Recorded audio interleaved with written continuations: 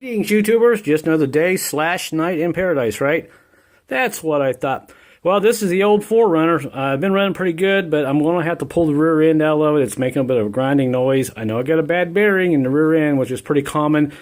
So I wanted to show you real quick, if you have to take the rear end out, instead of making a 20-minute video, I wanted to go ahead and show you real quick how to take this axle out. It's the same process for the passenger and driver's side. If you want to take your rear end out, you got to pull the axles out. A lot of people kind of frown on that and they get paranoid. Well, actually, this is pretty easy to take out. I'm going to show you everything here you need to do, and hopefully make this video pretty snappy for you, because I know you got things to do and places to go. So let's get right into it. What you'll need here are some basic tools. You'll need a 9/16 socket, ratchet, pair of pinchers, some needle nose will make your life a little bit easier, and a basic brake line wrench, and we'll be using a 3/8 on this. And also, it helps if you have some of these pass cap assortments. These are good to put over the end of the brake line so you don't lose any brake fluid. So let's get right into it.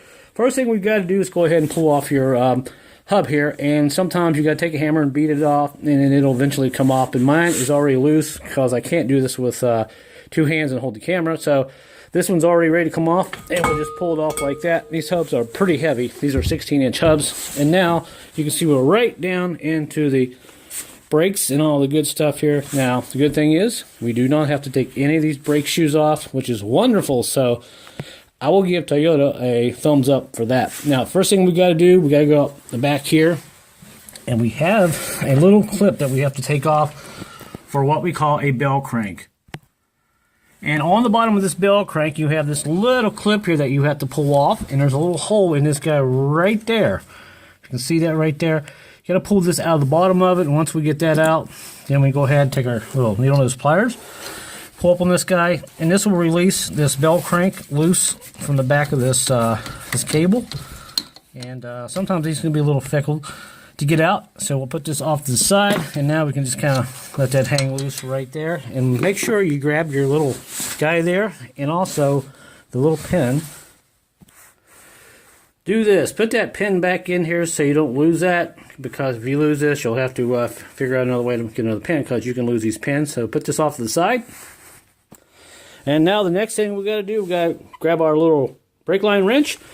And on the back here, we have to take off this brake line. Now, I've already got it started here, and it should come the rest of the way off. A couple turns here.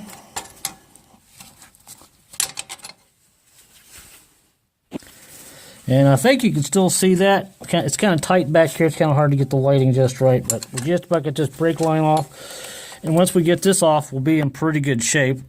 Okay, I think we just about got it there. There we go. Our brake line is loose. We'll kind of pull this back like this out of the way. And what's really good about those caps I just showed you, you can take one of these caps and just simply put it on the brake line.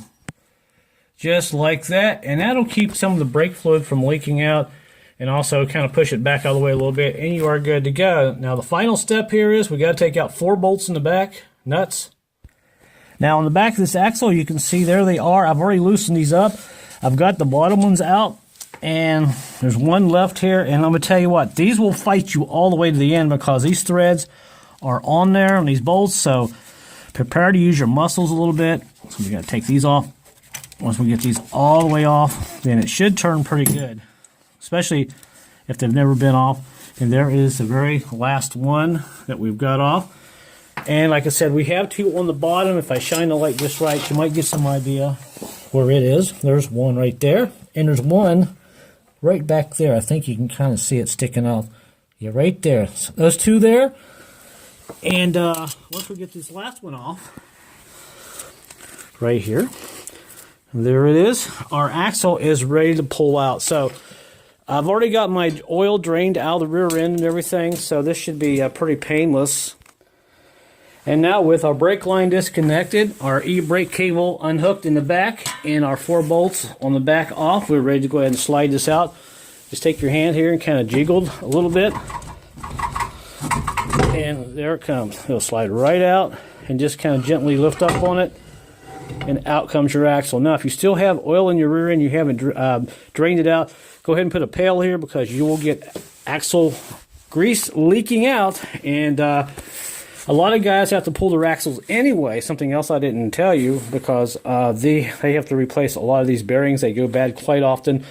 Luckily for me, mine are in pretty good shape. And also, when you do this job, make sure you replace this rubber seal here and clean it and check it, because a lot of guys forget to do that, and that will cause you leaks down the road. Now, one thing you don't have to do, you do not have to take out your ABS sensor, which is right there. A lot of people freak out about that, but we're good there. You can see how that sensor sits back in there.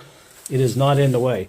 So all we have to do now is go ahead and grab our axle, pull it the rest of the way out. It's pretty heavy. And there it is. That is how you take out your axle out of a 2004 Runner. I think this is for 1996 all the way up until 2000. But there you go. So that's it. We're ready to go ahead and take the rear end out and all that good stuff. So I thought I'd just show you guys how to do it. If you have a 4runner and you're dreading this job, it's not all that bad. Pretty easy to do. Alright guys, thanks for watching. If you like my videos, give me a thumbs up, and until my next video, I will see you later.